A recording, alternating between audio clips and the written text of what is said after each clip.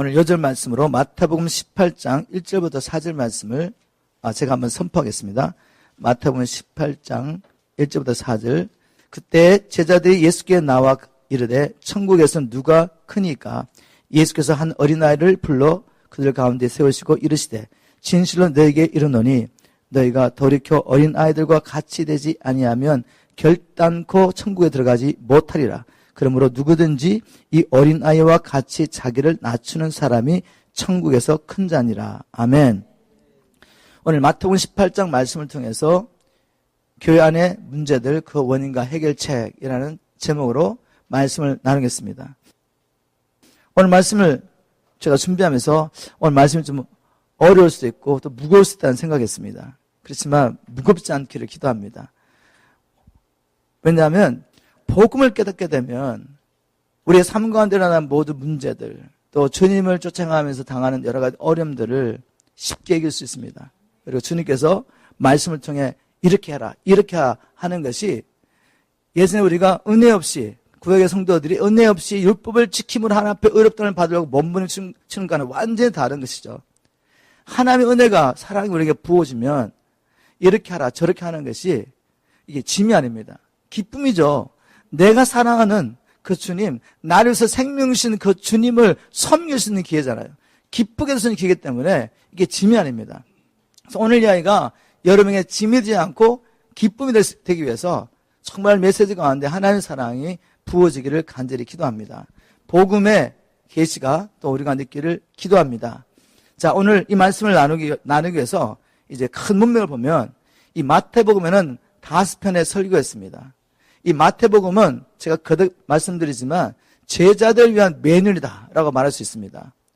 먼저 이 유대인을 위해서 기록됐고 그리고 제자들을 위해서 주신 매뉴얼이라고 말할 수 있는 것은 이 마태복음의 긴 설교가 5편이 나오는데 이 모든 설교가 제자들을 향한 것입니다. 우리가 너무 잘 아는 산상수훈 마태복음 5장부터 7장 이것도 제자들에게 주신 메시지죠. 그 다음에 이제 제자들을 파송하며 주신 메시지가 10장 그리고 13장 제자들이 주님 이 비유의 뜻이 무엇입니까? 라고 물었을 때 이제 길게 또 주님 메시지를 전하는 13장 말씀 그리고 오늘 네 번째 메시지가 바로 18장인데 이 메시지 또한 무엇이죠? 제자들이 주님 천국에서 누가 큽니까? 라고 물었을 때 거기에 한 답변을 주시는 게 18장 그리고 24장 25장은 무엇입니까? 마태복음과 마가복음을 이렇게 연결해서 보면 병영 구절을 보면 베드로, 요한, 야고보, 안드레 네 사람이 주님께 나와서 주님 세상 끝에는 어떠한 징조가 있겠습니까? 라고 물었을 때 주신 메시지가 마태복음 24장 25장입니다. 그래서 모든 메시지가 제자들에 향한 메시지 그리고 마지막 28장 우리 19절 20절 너무나 잘 알죠? 그러면 너희는 가서 모든 족속의 제자를 삼아 아버지와 아들과 성령의 이름으로 세를 주고 내가 네게 분부한 모든 것을 가르쳐 지키게 하라. 볼지어다 세상 끝날까지 내가 너희와 항상 함께 있으리라. 이 메시지도 다른 복음은 없습니다. 다른 복음서에는 이렇게 말했습니다. 천하 만민에게 복음을 전파해라. 이렇게 말했지 제자 삼으라는 말은 없단 말이에요. 그래서 이 마태복음은 제자들을 위한 매뉴얼이기 때문에 우리는 이 마태복음의 말씀을 잘 알고 계셔야 됩니다. 아멘. 자, 그런 큰 그림 안에서 이 18장을 보도록 하겠습니다. 그럼 이 18장의 사건은 언제 있었던 사건인가? 보면 바로 그때라는 이 말씀으로 시작하는데 어떤 일이 있었냐면 17장의 앞에 보면 17장에 어떤 사건이 있었죠? 18장이 시작되기 전에 성전세를 내는 사건이 있죠. 그죠? 그래서 성전세를 언제 내느냐 봤더니 유대인의 달력을 보면 아달월 15일에 성전세 징수가 있습니다. 성전세를 거둬들이는 거죠. 그리고 약 한 달 후에 그 다음 달 니산월 14일에 바로 유월절이 있습니다. 그럼 이제 우리 주님은 유월절 어린 양이 되시기 위하여 구약 성경의 그 예언을 성취하시기 위해서 지금 예루살렘으로 가고 계시면서 이제 한 달 남짓 한 그때에 바로 이러한 사건이 있었던 것입니다. 이제 주님은 이 땅에 오신 목적을 다루고 아버지께 가야 되는데 그리고 이제 남은 이 사역을 교회에게 넘겨줘야 되는데 교회는 너무나도 어리고 연약합니다. 그리고 많은 문제가 할 것을 봅니다. 주님께서는 이미 3년 반을 이 제자들과 함께 생활하시면서 합숙하면서 이 제자들 훈련했음에도 불구하고 이 제자들은 아직도 갈 길이 너무나 먼 거죠. 그래서 주님께서 이 사건을 계기로 해가지고 교회 안에서 일어날 여러 가지 문제들, 그 문제들에 대한 해결책을 이 18장에서 주고 계십니다. 바로 이 말씀은 꼭 우리에게 필요한 말씀이죠. 우리 미션 318 성도들은 그냥 이렇게 친구 따라오시는 분들은 아마 없을 겁니다. 여기 오신 여러분들은 정말 마지막 때 주님의 뜻을 다 이루고 하나님 앞에 서기 원하는 그런 마음으로 오신 줄 믿습니다. 그래서 여러분들이 부지런히 훈련을 받고 매일매일 경건을 훈련하려고 몸문을 추고 있는 분들이잖아요. 그렇기 때문에 우리가 문제가 없겠습니까? 여러분, 예수님의 제자들은 자기의 모든 생활을 다 내려놓고 주님 부르실 때 그냥 주님께 헌신했던 사람들이에요. 그런데 3년 반 훈련시켰는데도 이제 주님이 곧 십자가의 고난을 받아 돌아가셔야 될 그때까지 인간적으로 누가 그냥 다투고 있는 것입니다. 높은 마음을 가지고. 주님이 붙잡히시는 그날 밤까지 그 일을 했단 말이죠. 그렇다면 얼마나 우리는 더 많은 이런 인간적인 일들이 우리 교회 가운데 있겠습니까? 그래서 이런 일이 일어날 때 그러면 어떻게 대처하느냐, 이런 말씀들을 오늘 18장 말씀을 통해 찾아보도록 하겠습니다. 첫 번째, 교회 공동체 안에 일어난 다툼의 문제에 대해서 주님이 말씀하십니다. 18장 1절에 보니까 그때 제자들이 예수께 나와 이르되 천국에서 누가 크니까? 라고 질문했습니다. 마태복음 18장 이렇게 간단하게 적겠지만 병행 구절을 보면 마가복음, 누가복음 보면 상황을 자세히 분별할 수 있습니다. 제가 한번 마가복음 9장 33절 34절 말씀을 읽어보겠습니다. 가브나움에 이르러 예수님께서 변화산에서 내려오셔가지고 갈릴리로 들어오셔서 갈릴리 그 지역 안에는 가브나움에 가셨잖아요. 가브나움에 이르러 집에 계실새 제자들에게 물으시되 너희가 길에서 서로 토론한 것이 무엇이냐 하시되 그들이 잠잠하니 이는 길에서 서로 누가 크냐고 쟁론 말다툼 하였습니다. 또 누가복음에도 9장 46절에 똑같은 사건을 이렇게 누가가 기록했습니다. 제자 중에서 누가 크냐 하는 변론이 일어났더니, 이 변론이라는 게 말다툼. 그래서 이 병행 구절을 통해서 이렇게 보면 그때 일어난 사건은 변화산에서 그렇게 놀랍게, 특히 베드로, 요한, 야고보 이 세 사람은 놀랍게 어떻게 봤는지 모르겠지만 이 영화를 본 거 아니겠습니까? 육신의 눈으로 볼 수 없는 어떤 논란을 일을 봤단 말이죠. 예수님의 영광스러운 모습과 그리고 모세와 엘리야가 나타나서 주님과 대화하는 이 엄청난 일을 경험하고 또 그리고 3년 동안 3년 이상 주님과 함께 따라다니면서 기적과 표적을 행하고 복음을 전하고 귀신을 쫓아내고 병들을 고치고 이런 일을 하면서 이렇게 주님과 함께 생활했는데 그럼에도 불구하고 그들은 지금 어떤 문제가 있습니까? 마음을 높이며 누가 크냐 다툰 일이 있단 말이죠. 우리가 이런 사건을 보면 우리 이렇게 질문할 수 있잖아요. 아니 도대체 어떻게 이런 일이 있을 수 있을까? 지금 우리가 마태복음 16장에 주는 그리스도 살아계신 하나님의 아들이십니다라고 베드로 고백을 한 다음부터 주님이 반복해서 하신 이야기 무엇입니까? 지난주에도 반복해서 하신 이야기 뭐예요? 내가 이제 예루살렘에 올라가면 대제사장들과 백성들의 장로들과 서기관들과 바리새인들에게 권한을 받고 죽고 3일 만에 부활해라. 이 말씀을 지금 계속 계시지 않습니까? 나는 권한 받을 것이다. 나는 죽으러 가고 있다. 라는 말씀했는데 어떻게 제자는 이야기가 들리지 않고 자기 생각대로만 메시아에 대한 자기 생각들을 버리지 못하고 이제 예루살렘 올라가면 주님이 메시아 왕국을 회복할 텐데 그러면 누가 우의정이 되고 누가 좌의정이 되지? 이거 고민하고 있는 겁니다, 지금. 너무 답답하지 않습니까? 어떻게 이런 일이 있었을까? 귀가 없는 거야, 도대체? 그렇게 말하면 못 알아듣지? 근데 제가 말씀 묵상하며 저를 바라보고 우리를 바라보면 우리도 제자들보다 낫지 않더라는 거죠. 여러분, 우리 그렇게 괜찮은 존재 아닙니다. 정말 우리 바라보면 소망이 없어. 우리 바라보면 소망이 없습니다. 우리가 아무리 몸부림치며 경건을 훈련하고 주님 뜻대로 살려고 애써도 우리 바라보면 소망이 없어요, 여러분. 우리 소망은 주님이십니다. 우리가 연약하고 부족하지만 주님께서 우리를 향하신 계획을, 우리를 부르신 그 뜻을 놓지 않으시고 찾아오셔서 연약하고 쓰러져 있는 정말 형편없는 우리를 다시 일으켜 주셔서 이 길을 가게 하시기 때문에 가는 거지. 우리에게 뭘 자랑할 게 있겠습니까? 여러분, 우리도 계속 들어도 잊어버리고 주님 말씀 기억 못해요. 여러분, 주님과 함께하는 일이 영광의 길입니까? 주님과 함께하는 일이 우리가 이렇게 헌신해서 복음 전하고 우리를 통해서 역사가 나타나면 우리가 영광받는 길이다 이 말입니다. 혹시나 저와 이름을 통해서 주님의 놀라운 역사를 나고 사람들이 영광을 줄 때 여러분 피하셔야 돼요. 피하셔야 돼요. 그건 너무나 무서운 것입니다. 왜냐하면 주님께서는 우리가 사람에게 칭찬을 받을 때 하나님의 미움을 받을 수밖에 없다고 말씀하셨거든요. 우리 주님께서는 너희가 사람으로부터는 영광을 구하면 하나님을 믿을 수 없다고 말했단 말이에요. 얼마나 무서운 일입니까? 사람에게 영광을 취하는 것, 이게 왜 이렇게 무슨 일입니까? 그것은 마귀가 하는 일이죠. 여러분, 우리는 피조물이에요, 피조물. 피조물은 절대로 하나님의 영광을 도둑질하면 안 됩니다. 영광은 하나님께죠. 왜? 모든 것이 주님께로 왔기 때문에 제가 이렇게 변화되어 하나님의 종이 되어서 이 복음을 전파할 수 있는 것이 제가 뭐 잘나서 그렇습니까? 여러분보다 뭐 인간적으로 뛰어나서 그렇습니까?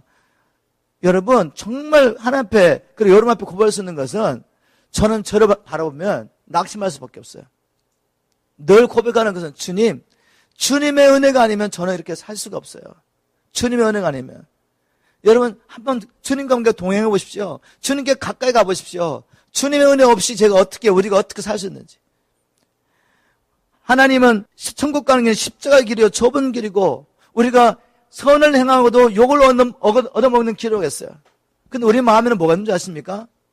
이렇게 내가 경건 훈련하고 이렇게 주님께 헌신했기 때문에 이런 역사가 나타나기 때문에 내가 주님께도 그리고 사람에게도 인정을 받고 영광을 받고 싶은 거죠. 그런 마음이 없지 않습니다, 여러분. 내가 영혼에게 이렇게 공을 들이고 내가 이렇게 내 시간과 내 물질과 나의 모든 걸 내어놨으니까 이 영혼이 나를 알아주겠지. 이런 마음 없습니까, 여러분? 이런 마음이 있기 때문에 저는 다시 새롭게 목회를 시작하면서 어른이 있을 때마다 마음이 힘들어요.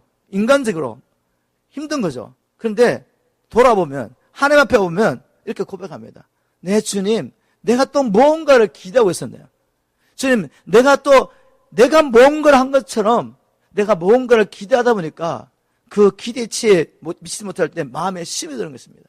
그래서 주님, 얼마나 말씀을 통해 무릇 그리스도 예수 안에 경건하게 살려고 하는 자는 핍박을 받으리라고 말씀하셨는데 이게 왜 내게 접수가 안 되죠, 주님? 매 순간마다 사건이 터지면 접수가 안 된 저를 발견합니다. 그게 내 마음에 없는 거죠. 그러나 은혜는 뭐죠? 하나님 앞에 갔을 때 성령께서 보여주는 거죠. 그래서 얼마나 감사한지 몰라요. 이런 일이 없으면, 어려움이 없으면 우리가 내가 지금 어디 있는지, 영적으로 어디 있는지 알 수가 없어요. 제 포인트는 것입니다. 제자들과 우리 전혀 다르지 않습니다. 성경을 보면서, 제자의 삶을 보면서, 이스라엘 백성을 보면서 여러분이 우리를 발견해야 돼요. 그리고 하나님께 감사를 드리고 하나님의 은혜입니다 하고 고백하며 늘 하나님의 은혜를 사모하시기를 주임으로 축복합니다. 여러분, 다툼의 원인은 다른 것이 아니었어요. 마음을 높인 것입니다. 근데 여러분, 제자들이 어떻게 이렇게 마음을 높이는 데까지 가게 됐을까? 베드로의 삶을 보면 베드로가 처음 주님 만났을 때 여러분 베드로가 어떻게 고백한지 아십니까? 주님이 차도하셨는데 이제 물고기 잡는 사건 가운데 주님이 누군가를 발견하게 되죠. 밤새도록 물고기를 잡았는데 물고기를 잡지 못했어요. 근데 주님께서 오셔서 얘들아 저쪽으로 그물을 던져봐. 그랬더니 고기가 잡혔는데 밤새도록 고기를 잡으려고 못 잡았는데 이 그물이 찢어지게 잡는 이 사건을 통해서 갑자기 베드로가 인식하게 됩니다. 이분 보통 분이 아니구나. 그래서 주님, 저는 죄인입니다. 저를 떠나주십시오. 저는 주님과 함께 있을 수가 없어요. 주님의 그 거룩하심 앞에 저는 함께 있을 수가 없습니다. 저는 죄인입니다. 이렇게 고백했습니다. 이렇게 주님과 함께하기도 어려웠던 사람이었단 말이죠. 베드로가 주님을 발견한 다음에. 그런데 이제 3년의 시간이 지났습니다. 주님께서 건수와 능력 주자가 나가서 복음을 전했더니 귀신이 떠나가고 병든 자가 일어나고 막 역사가 일어나요. 그리고 주님께서 이 베드로를 데리고 정말 중요한 사건이 있을 때마다 베드로, 요한, 야고보 세 사람을 데리고 가잖아요. 죽은 야이로의 딸을 살릴 때도, 변화산에 갈 때도 나중에 마지막 이 최종적으로 엔타임에 대해서 주님께서 말씀할 때도 택하셔가지고 이 베드로는 절대로 빠지지 않고 들어가서 주님 말씀을 듣고 역사를 봅니다. 이렇게 하다 보니까 어느 사이에 마음이 높아졌어요. 마음이 높아져서 지금 서로 누가 크나 다툴 때 베드로는 없었을 것 같습니까? 그 다툼에 있었죠. 어느 순간에 마음이 높아져가지고 지금 누가 크나 다투겠단 말입니다. 이게 우리란 말, 이게 얼마든지 우리 가운데 일어날 수 있는 일, 이것 때문에 교회 안에 다툼이 일어납니다. 높은 마음은 절대로 가져면 안 돼요. 이 마음이 생길 때마다 사람과 갈등 가운데 어려움이 있는 것을 감사하십시오. 왜? 주님이 야, 너 정신 차려 라고 말씀하시는 기회란 말이지 이게. 그래서 나를 돌아보니까 어느새 내 마음이 높아졌단 말이에요. 내가 뭐 잘할 게 뭐가 있겠습니까? 누가 인정 안 해준다고 내가 뭐 힘들할 거가 뭐가 있겠어요? 나는 죄인인데 주님 오시면 아무것도 할 수 없는데. 제자들은 주님 하나님 나라에서 누가 크죠? 라고 물었는데 주님은 뭐라고 답변하시죠? 얘들아, 너희들이 돌이켜서 마음을 바꿔야 돼요. 높은 마음 내려놔야 됩니다. 돌이켜서 어린아이와 같이 되지 않으면 결단코 하나님 나라에 들어갈 수 없다. 지금 주님 하나님 나라에서 누가 크냐고 묻는데 우리가 하나님 나라에 들어갈 수 없다고요? 이게 주님의 말씀이에요. 그래서 우리 받아야 됩니다. 우리 구원론과 교리 안 맞을 수 있어요. 지금 3년 이상 주님 쫓아다니며 귀신을 여쳤고 복음을 선포하고 병들을 일으켰던 제자들에게 야 너희들 정신 차려 지금. 그 높은 마음 가지고 교만한 마음 가지고 그렇게 살면 하나님 나라 못 들어갈 수 있어. 이렇게 말씀한 거 아닌가요? 저는 그렇게 보는데 내가 결단코 내가 분명히 말한다. 너희들 돌이켜라. 그 교만한 마음 높은 마음 버리고 어린아이와 같이 겸손해지지 않으면 마음 낮추지 않으면 결단코 하나님 나라 들어갈 수 없어. 이렇게 말씀한 것입니다. 우리가 일반적으로 알고 있는 구원론, 구원교리와 주님의 말씀이 이렇게 많이 다릅니다. 그런데 성경을 보니까 예수님만 이렇게 말씀한 것이 아니라 바울도 이렇게 말했더라는 거죠. 우리 주님은 늘 좁은 문으로 들어가기 힘쓰라. 내가 너희를 너니 들어가기를 구하도 못하는 자가 많으리라고 제자들에게 말씀하셨는데 사도 바울도 이렇게 말했습니다. 고린도전서 9장 27절. 내가 내 몸을 쳐 복종케 하면 내가 남에게 전파한 후에 자신이 도리어 버림을 당할까 두려움이라. 바울이 누구죠? 생명 걸고 복음 전하는 사람입니다. 복음 전하다가 핍박을 받고 돌에 맞아가지고 죽은 줄 알고 밖에 던짐을 당하고 이런 사람이란 말이에요. 이런 사람이 이렇게 말합니다. 어떤 상황에서 말을 하냐면 지금 고린도 교회를 바울이 2차 전도 때 세웠는데 사도행 18장이죠. 2차 전도 때 1년 반 정도를 고린도에 머물면서 고린도 교회를 세웠어요. 그리고 고린도를 떠나고 난 다음에 자꾸 들리는 이야기가 뭔가 하니까 그 고린도 안에 다툼이 있고 그 다음에 그 고린도 안에 뭐가 있냐면 음란이 있습니다. 음행. 어떤 형제라는 자가 자기 계모가 살고 있는 거죠. 지금 스텝마들하고 여전히 우상 숭배가 있어요. 그래서 고린도 전서 6장 9절에 보면 미혹을 받지 말라고 하면서 이런 일을 하는 자들, 음행하는 자들, 간음하는 자들, 남생하는 자들, 토색하는 자들 쭉 나열하면서 이런 일을 행하는 자는 결단코 하나님 나라를 유업으로 받을 수 없다고 말합니다. 예수를 믿고 지금 은혜를 받고 지금 고린도 안에는 지금 여러 가지 역사가 나타났는데 방언이 있죠, 방언의 통변이 있죠, 예언이 있죠, 병 고침이 있죠, 능력함이 있죠, 지혜 말씀, 지식 말씀 막 풀리고 있는데 바울은 이렇게 말합니다. 너희들 그렇게 살면 하나님 나라 못 들어가. 이렇게 말한 겁니다. 그러면서 자기 이야기를 내가 내 몸을 쳐 복종하게 하면 내가 남에게 전파한 후에 자신도 도리어 버림을 당할까 두려워함이로다. 이런 말씀 해석할 때 문맥과 관계없이 그냥 그것만 딱 보면서 자기 교리에 딱 맞춰서 풀려고 그러면 풀리지가 않죠. 하나님의 은혜로 바울이 구원을 받았는데 하나님의 권능으로 복음을 전하는 사명자였는데 어떻게 자기가 이 버림을 받을까 두려워했을까? 그것은 아마 상급을 잃어버릴까 봐 두려웠을 것이다 라고 해석합니다. 그런데 문맥을 보면 그게 아니죠. 바로 이 말을 하고 났는데 바울이 무슨 이야기가 오는지 고린도서 10장에 보면 이제 이스라엘 민족을 이야기하죠. 이스라엘 민족이 하나님께서 창세기 15장 13절 14절에 예언하신 대로 아브라함부터 큰 민족이 일어나가지고 그들이 이방의 객이 되고 그리고 그 이방 나라의 노예로 종으로 살다가 하나님께서 그 이방 나라를 징계하심으로 그들이 재물을 꽂고 나오리라 하신 이 말씀대로 그들이 바울의 권세에다가 이제 홍해를 건너는 사건을 통해서 신분이 바뀝니다. 하나님의 군대가 되죠. 즉 바울의 노예되었던 이스라엘은 죽고 이제 하나님의 백성으로 탄생하는 사건이 홍해를 건너는 사건, 유월절 사건을 통해서 이제 성령을 받는 거죠. 피를 뿌림으로 말미암아 바로 이스라엘 민족이 하나님께 삼바되고 이제 홍해를 건너는 사건을 통해서 이제 완전히 장사되어서 노예는 죽고 하나님의 백성으로 탄생합니다. 그런데 이 이스라엘 백성의 다수가 하나님께서 약속하신 가나안 땅을 못 들어가죠. 이 이야기를 왜 하고 있습니까? 그들이 왜 못 들어갔느냐? 그들이 광야에서 우상숭배했다. 너희도 우상숭배하면 안 돼. 그들이 음행했다. 너희들 음행하면 안 돼. 저들이 하나님께 원망하고 불평하며 하나님을 시험하다가 못 들어갔어. 그러면서 하는 말이 뭔가 하면 고린도서 10장 11절에 그들에게 일어난 이런 일은 번보이가 되고 또한 만세를 만난 우리를 깨우치기 위하여 기록되었느니라. 그런즉 선줄로 생각하는 자는 넘어질까 조심해라. 마음 높이지 말라는 말입니다. 여러분을 통해 하나님께서 복음을 전하는 이 일을 위하여 어떠한 은사를 주셔서 예언하고 능력을 행하고 병을 고치고 하나님의 말씀을 선포하고 그렇게 한다 할지라도 마음 높이지 말라는 말이죠. 얼마나 많은 주의 종들이 마귀에 쏘가가지고 나중에 믿음을 버리고 떨어진 줄 아십니까? 왜? 나를 통해 여전히 역사가 나타난단 말이죠. 예언을 하게 되고 귀신을 내쫓고 병든 자를 고치고 역사가 나타나면 사람들이 막 쫓아와요.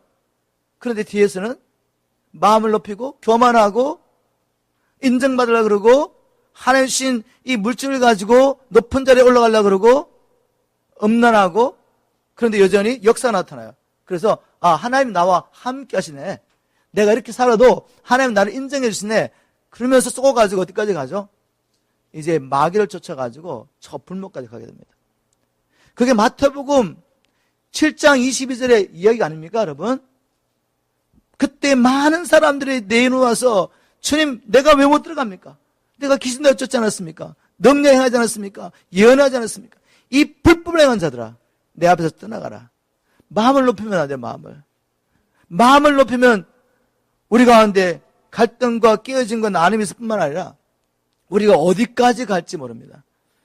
그래서 마음을 높이는 것이 교회 다툼의 문제를 일으키는 것입니다. 그래서 교회 안에 다툼의 문제를 해결하는 첫 번째 방법은 높은 마음을 버리고 가난한 마음이 되어서 우리의 구원을 힘써 이루어가는 것입니다. 이것밖에는 다른 방법이 없어요. 그죠? 내가 이렇게 연약하고 부족해서 힘써 하나님 나라 들어가기를 힘써야 되는데 지금 높은 마음을 가질 이유가 없잖아요. 그렇게 말씀하신 난 다음에 주님께서 18장 5절에 보면 또 이렇게 말씀하시죠.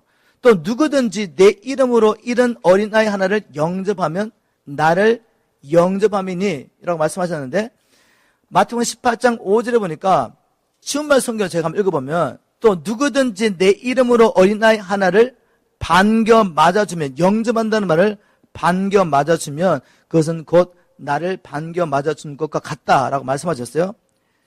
원의 의미를 보면 개혁성경에 영접하다라고 번역한 이 단어가 여러 가지 의미가 있습니다. 받다, receive라는 말도 있고 그다음에 accept, 수용하다는 말도 있고 환영하다, welcome이라는 여러 가지 의미가 있죠. 그래서 주님께서 이 다툼의 문제를 이야기하시면서 첫 번째 하신 이야기는 야 너희들 어린아이와 같이 되지 않으면 천국 못 들어가 이 말을 하시고 난 다음에 이제 어린아이를 영접하라고 말씀합니다. 이 어린아이는 연령적 어리다기보다는 주님 안에서 어린 자죠. 어린 자를 연약한 자죠.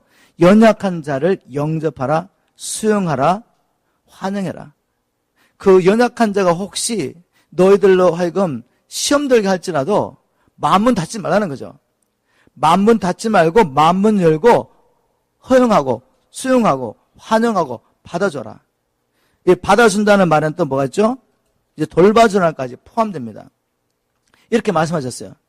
여러분, 주님 안에 있는 모든 사람들은 우리가 보기에 아무리 보잘것없는 사람일지라도 그리스도 몸의 지체입니다. 맞습니까?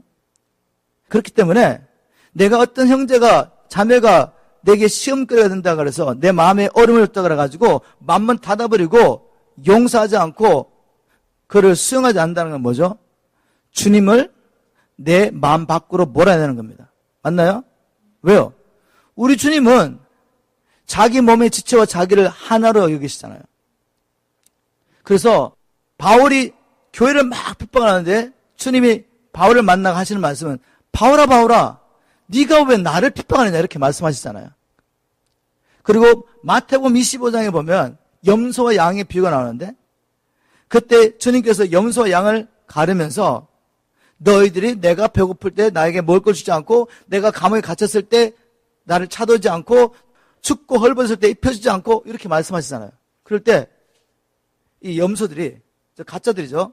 아니 주님 언제 우리가 주님께 그렇게 하지 않았습니까? 여전히 예수를 주라고 부릅니다. 근데 가짜예요 가짜. 믿음을 따라 살지 않았죠. 그럴 때 하는 말이 이 소자에게 이 작은 자에게 하지 않은 것이 내게 하지 않은 거야. 또 양들에게는 또 막 칭찬하죠. 그랬더니 주님 내가 언제 그렇게 했습니까? 이 소자에게 한 것이 곧 이 형제에게 한 것이 곧 내게 한 것이다. 자, 이 말씀을 통해 주시는 메시지가 뭐죠? 주님은 아무리 보잘것없는 우리 눈에 보기에 보잘것없는 형제 자매라도 주님 안에 있다면 그를 지체로 여깁니다. 주님과 하나란 말이에요. 그래서 내가 영적 공동체 안에 교회 안에서 어떤 지체를 향하여 마음문을 닫고 있다는 것은 하나님을 향하여 마음문을 닫고 있기 때문에 아마 절대로 기도가 안 될 겁니다. 하나님에게 임하지 않을 거예요. 그래서 다툼 문제 해결하는 방법은 바로 이 비밀을 깨닫는 것입니다. 내가 제 연약한 지체 너무 힘들어. 그래서 마음을 닫고 있으면 하나님을 내 마음 밖으로 몰아내는 거라면 그렇게 하면 안 되죠. 주님 저는 할 수가 없습니다. 저 영혼을 저 연약한 지체를 용서하고 사랑할 수 있도록 도와주세요. 저 연약한 지체 때문에 시험되는 것이 아니라 이제는 내가 저를 위해 중보하고 도와줄 수 있게 도와주십시오. 이렇게 기도해야죠. 그럴 때 하나님의 은혜가 임하는 줄 믿으시기 바랍니다. 그리고 다툼 문제는 자연히 해결되겠죠. 그래서 교회 안에 다툼의 문제를 해결하는 방법은 먼저 내가 얼마나 연약한 존재, 죄인 것을 깨닫고 하나님 나라 들어가기를 힘쓰는 삶, 항상 두렵고 떨림으로 구원을 이루어가는 삶을 살아야 합니다. 그렇다면 높은 마음을 가질 이유가 없죠. 그리고 또 연약한 지체를 받아야 될 이유는 그가 바로 그리스도의 몸의 지체이기 때문에 그를 받는 것이 곧 주님을 받는 것이다 라는 것을 생각할 때 우리가 갈등의 문제 해결할 수 있습니다. 이제 두 번째로 이제 우리 주님이 다루시는 문제가 바로 연약한 지체로 하여금 죄를 짓게 하는 문제를 말씀하시죠. 6절부터 10절입니다. 이런 일이 없을 수는 없지만 우리가 어떻게 이런 일을 피하고 혹시 이런 일을 했다면 어떻게 회복할 수 있을까? 6절부터 제가 쉬운 말 성경으로 한번 읽어보겠습니다. 쉬운 말 성경 6절부터 9절 말씀을 그러나 나를 믿는 이 작은 사람들 가운데 하나라도 죄짓게 하는 사람은 차라리 자기 목에 큰 맷돌을 달고서 깊은 바다 속으로 자기 몸을 던지는 편이 나을 것이다. 사람들을 죄 가운데로 몰아넣는 일들 때문에 세상은 결국 화를 입을 것이다. 세상에서 그런 일이 없을 수는 없겠지만 남을 죄짓게 하는 그 사람은 큰 벌을 받을 것이다. 그러므로 내 손이나 발이나 너를 죄짓게 만들거든 그 손발을 잘라버려라. 두 손과 두 발을 멀쩡히 가지고 영원한 축불에 들어가는 것보다 차라리 불구의 몸으로 영원한 생명을 누리는 천국에 들어가는 편이 훨씬 낫다. 또 내 눈이 너를 죄짓게 만들거든 그 눈을 빼버려라. 두 눈을 멀쩡히 가지고 지옥에 들어가는 것보다 차라리 한 눈일지라도 천국 들어가는 편이 훨씬 낫다. 이거 문자도 받아들이면 아주 힘들겠죠, 그죠? 네, 눈 다 빼야 되고 손 다 잘라야 되고 발 다 잘라야 되고. 그 말은 뭐죠? 연약한 지체 시험 들게 하는 것, 죄짓게 만드는 것, 주님이 얼마나 미워하시고 싫어하시는지. 그 말은 또 다른 말로 하면 연약한 지체지만 주님이 얼마나 소중히 여기는지 그걸 아셔야 돼요.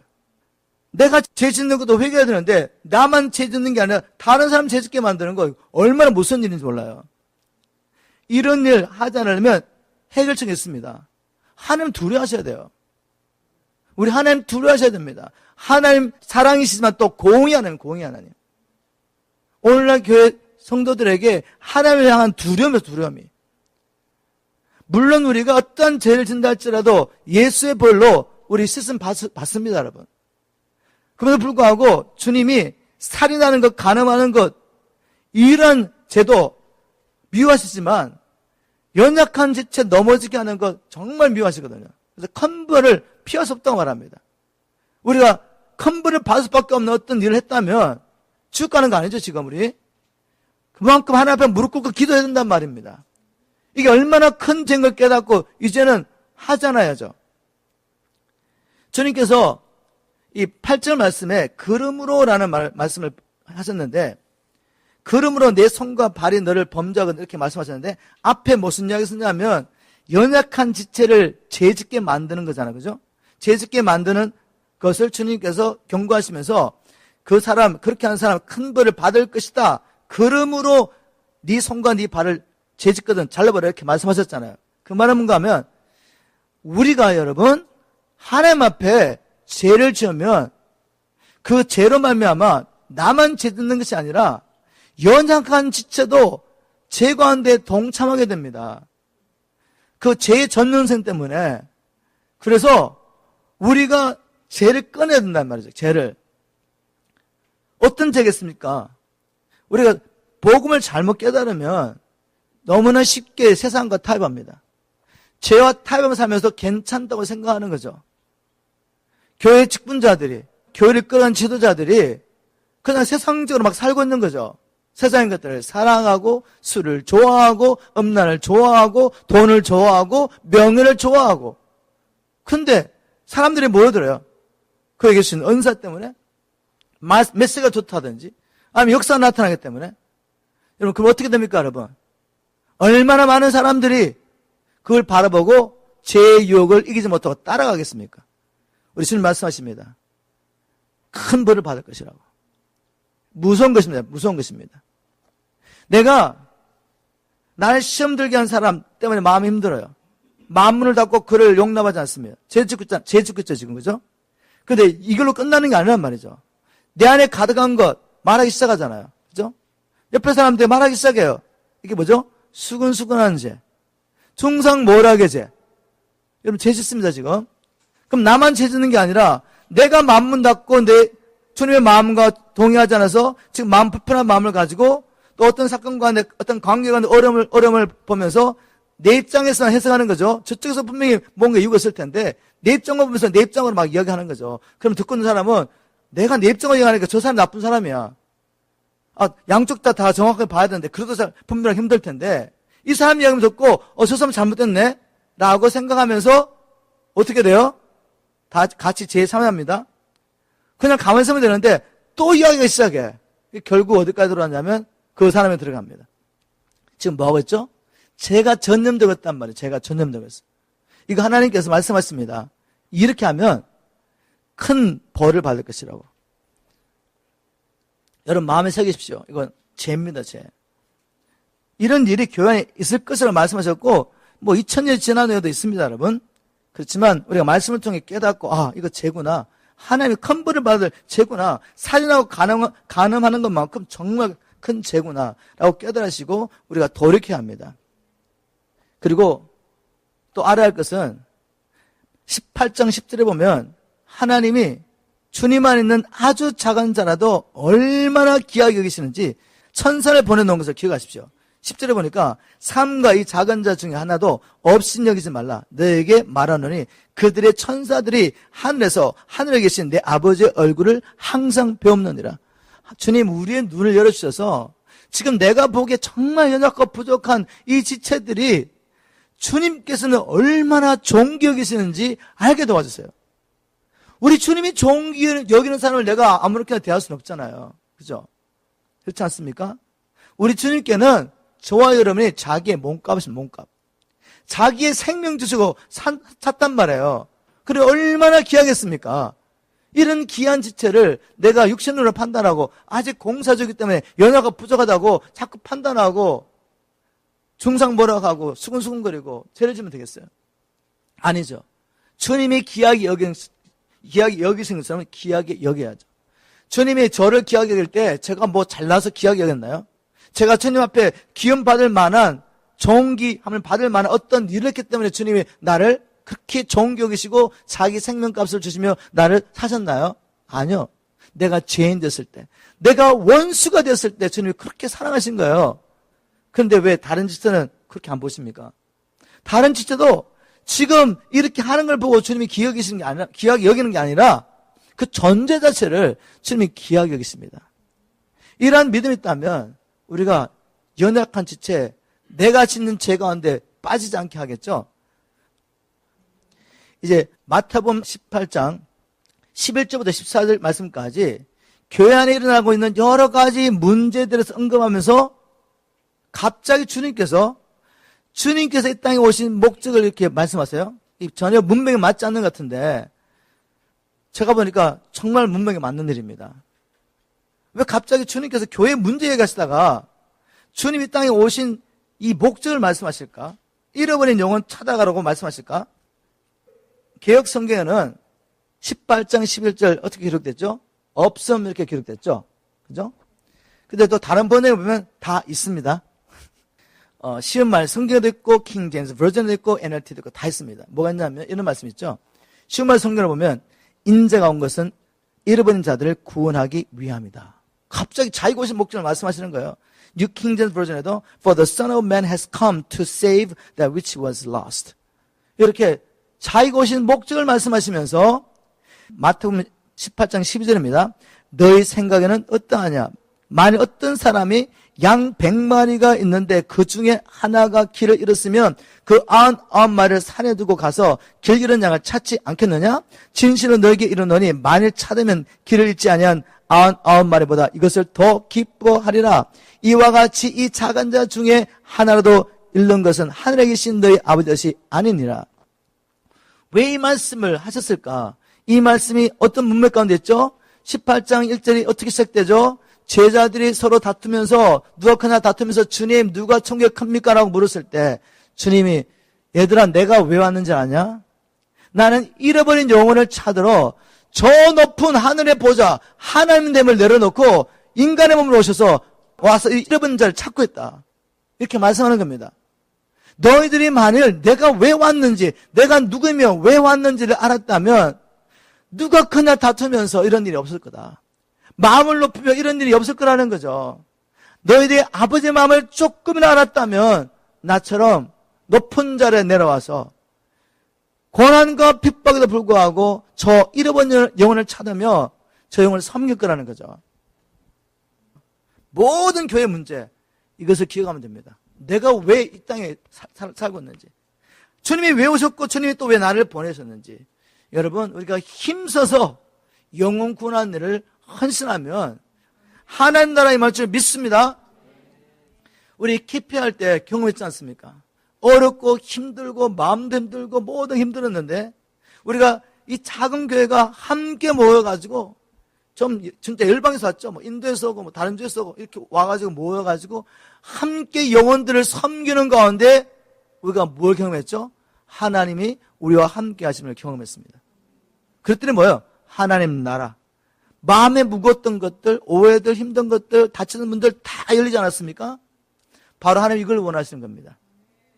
우리가 마음을 높아요. 이번 6월에도 우리 이제 이 세대를 섬겨야 되는데 여러분 힘써 섬기기를 주님으로 축복합니다. 우리가 이 땅에 존재하는 이 목적을 이루는 거죠. 자, 우리 주님께서 이제 또 다른 문제를 언급하시는데 그게 뭔가 하면 형제가 죄를 범할 때 어떻게 되냐. 우리 주님 말씀을 들어보면 정말 밸런스, 균형이 있다는 것을 알 수가 있어요. 앞에서 주님 뭐라고 말씀하셨죠? 연약한 지체 받으라. 받으라. 수용해라. 그런데 무조건 받으라는 말에 받으면 어떻게 되겠습니까? 그 형제 사랑하는 거 아니잖아요. 그죠? 무조건 그냥 형제가 잘못해서 무조건 받아. 무조건 그 죄에 대해서 말하지 마. 이런 말이 아니란 말이에요. 뭘 말하고 있죠, 주님이? 징계에서 교회의 징계에 대해서 말씀하시므로 균형을 맞춰주시는 겁니다. 어떤 형제가 범죄를 했어요? 그럼 어떻게 하라고요? 주님 이렇게 말씀하십니다. 18장 15절에 가면 내 형제가 죄를 범하거든 가서 너와 그 사람과만 상대하여 권고하라. 만일 들으면 내가 내 형제를 얻을 것이요. 어떻게 하라고요? 그 형제 가서 권고해라, 권고. 그런데 이 권고하라는 말이 원문에 보면 이 권고하라는 말은 훨씬 강한 의미가 있습니다. 원의 의미는 꾸짖다, 책망하다, 디스플레인, 훈육하다, 아니면 징계하다, 드러내다, 죄임을 보여주다. 그것이 죄라고 가서 책망하고 보여주고 책망하는 겁니다. 그런데 목적이 뭐죠? 막 정죄하는 거 아니잖아요. 나는 의로운데 너는 왜 죄인이야? 이런 게 아니라 그렇게 함으로 형제를 얻으라고 말합니다. 만일 네가 와서 그 형제에게 형제님 당신 죄를 이건 죄입니다 형제님 여기서 돌이켜야 합니다. 이렇게 말해서 형제가 그 말을 듣고 돌이키면 어떻게 돼요? 형제를 얻을 수 있다. 그래서 왜 이런 일을 하라고요? 정죄하는 것이 아니라 얻으라고. 그러면 이 일을 하려면 어떻게 된다? 형제 잃어버립니다. 그 형제가 죄 가운데 계속 빠지면 어떻게 되겠어요? 잃어버릴 수 있죠. 그래서 가서 죄를 졌다면 죄라고 말해주는 것이 사랑입니다. 형제님, 자매님, 이것은 잘못됐습니다. 붙잡고 계속 이어가는 거죠. 그런데도 듣질 않아. 그럼 어떻게 돼요? 이제 만일 듣지 않거든 한두 사람을 데리고 가서 두세 증인의 입으로 말마다 확증하게 하라. 이제 정인 데려가서 이야기하는 겁니다. 그래도 듣질 않는다. 이 말은 뭔가 하면 자기가 자기 죄를 인정하지도 않고 돌이킬 마음도 없어요. 그럼 어떻게 됩니까? 이제 교회에게 말하라. 그러면 교회 리더십들이 확인해보고 분명히 정인이 있네. 근데 이 형제가 이 자매가 왜 돌이키지 않지? 죄를 인정하지 않지? 죄를 버릴 마음이 없지? 교회 가서 말합니다. 형제님 자매님 이렇게 하시면 안 됩니다. 이건 분명히 잘못된 것입니다. 말을 했어요. 교회 말도 안 들어요. 그럼 어떻게 하라고요? 만일 그들의 말도 듣지 않거든 교회 말하고 교회 말도 듣지 않거든 이방인과 세리같이 여기라. 이방인과 세리같이 여기는 게 뭡니까 여러분? 주님 말씀하기를 이방인과 세리같이 여기라. 그 당시 유대인들이 이방인과 세리를 어떻게 여겼죠? 죄인으로 여겼습니다. 이제 더 이상 형제로 여기지 말라는 겁니다. 저 사람은 지금 구원의 대상이다. 저 사람은 지금 우리가 기도하고 중보하면서 이제 복음을 전할 대상이지 교회 공동체 형제는 아니다. 왜? 이 교회가 가서 이렇게 말을 했는데도 형제 가서 이야기하고 두세 사람이 정의로 가서 분명히 이야기해주고 교회가 주님 앞에 기도하고 정말 이것은 죄구나 여기서 돌이켜야 되겠다라고 확정하고 가서 이야기했는데 교회 말도 안 들었단 말이에요. 그 말은 하나님의 말씀도 안 듣는단 말입니다. 왜냐하면 뒤에 가서 문맥을 보면 주님께서 이렇게 말씀하시죠. 18절에 진실로 너에게 이르노니 무엇이든 너희가 땅에서 매면 하늘에서 맬 것이요 무엇이든 땅에서 풀면 하늘에서 풀리리라. 진실로 다시 너에게 이르노니 너희 중에 두 사람이 땅에서 합심하여 무엇인지 구하면 하늘에 계신 내 아버지께서 그들을 위하여 이루게 하시리라. 두세 사람이 내 이름으로 모인 곳에는 나도 그들 중에 있느니라. 문맥을 통해 보면 뭐죠 여러분? 문맥을 통해 보면 지금 범죄한 형제를 징계하는 것과 관계해서 하신 말씀이잖아요. 맞습니까? 바로 우리에게 교회에게 이런 권세를 주신 겁니다. 우리가 성령 안에서 분별하고 주님 뜻이 무엇인가 두세 사람이라도 모여서 두세 사람이 모이면 교회인데 두 사람이 모여서 주님 앞에 기도하고 결정하고 집행하게 될 때 하늘에서 성인하신답니다. 하늘에서.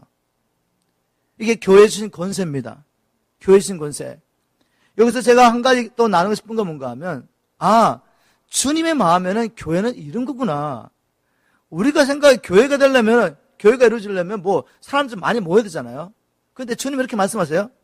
두세 사람이 내 이름으로 나를 믿는다는 믿음으로 하나님 나를 구하기 위해서 모였다면 주님 함께 하심으로 교회로 승인하신답니다.